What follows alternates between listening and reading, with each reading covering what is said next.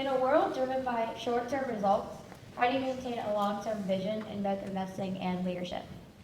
Sure. So what I would say is, and this is advice I give everyone here, the problem being young is that you want to get rewards as quickly as possible. And time seems to pass really, really slowly. But value is very rarely created overnight. It takes a long time. It can take decades to be created. And going back to my, compounding, something you really should spend a little time studying, understanding the curve of compounding, doesn't really show much progress. It's a bit like COVID, right? People didn't notice COVID in the early days of COVID compounding. It was compounding 100% a day or some number like that. And then eventually it exploded.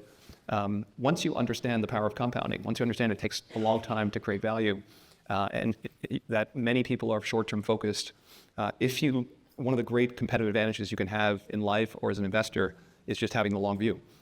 Because some of the best opportunities, the benefit of that opportunity doesn't show itself, for a number of years. So some people, for example, take the job that pays the highest salary coming out of the Citadel because maybe they've got some student debt, or they're planning to get married at some point, and that extra $20,000 or $30,000 or whatever the number is the difference between them living a little nicer place versus otherwise.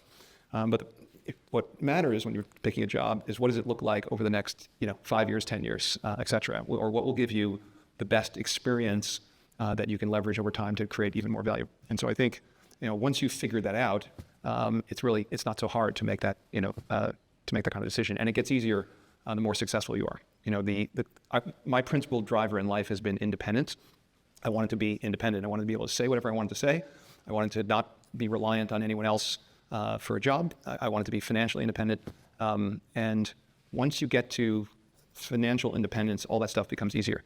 But I always kind of believed that I would be successsul. I actually told my dad when I was 20, I said, "Dad, I'm going to be a millionaire by 30, I'm going to be a 100 millionaire by 40, I'm going to be a billionaire by 50. Dad laughed. And I've always been like ahead in my of the plan. And my, not that money is the measure of anything, but I thought I was a billionaire when I was 22. I just used a high discount rate to discount my future cash flows. And by the way, that's how you should think about it as a young person, right? The biggest advantage you have is time. You've got extra years of compounding. Here's an interesting stat. Warren Buffett, when he was 50 years old, what percentage of Warren Buffett's net worth did he create after 50? And 50 sounds old to everyone in the room. The answer is 99.5% of Buffett's net worth he created after 50 years old, and now he's 94.